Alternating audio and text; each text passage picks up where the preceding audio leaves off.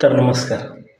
आज जे निशिकांत दुबे यांनी केलेलं वक्तव्य ते प्रत्येक मराठी माणसासाठी खेदजनक आहे आणि सगळ्यांनी त्याचा तीव्र निषेध केला पाहिजे असंच म्हणावं लागेल.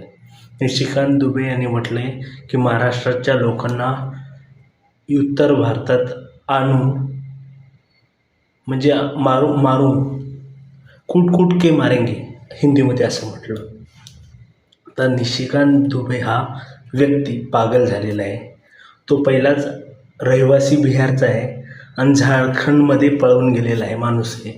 म्हणजे त्याला एका राज्यात राहू वाटत नाही, मग तो दुसऱ्या राज्यात जातो, तिथे खासदार होतो.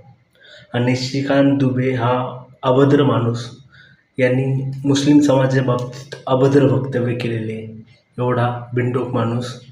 आणि तोच जेव्हा सिंदूर अटॅक भारताने केला, पाकिस्तानने भारतावर अतिरेकीवर हमला केला, त्याच्या वेळेस मोदींनी यांना इस्लाम देशात पाठवलं होतं भारताची बाजू मांडायला.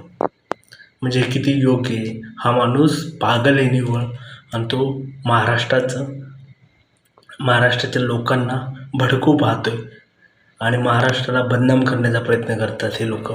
म्हणून किती योग्य आहे. महाराष्ट्रात उत्तर भारतीय लोक राहत आहेत, म्हणजे गुण्यागोविंदाने राहत आहेत, पण त्यांना इजा होईल असे वक्तव्य देऊ नका अशीच विनंती त्यांना करतो. कारण की याच्यानंतर जर भडकले लोक, काही झालं उत्तर भारतीयांविषयी, तर मग हे असे लोक जबाबदार असतात. एका व्यक्तीला मारल्यामुळं अख्खा समाज असा होत नाही. म्हणून सगळे मराठी माणसं गुण्यागोविंदाने एकोणिकासोबत राहतात, मुंबईत हो महाराष्ट्रात हो. आणि हे लोक विष घालवायचा प्रयत्न करतात असंच म्हणावं लागेल. तुम्हाला काय वाटते कमेंट बॉक्समध्ये सांगा. सबस्क्राईब करायला विसरू नका. जय हिंद, वंदे मातरम, जय महाराष्ट्र.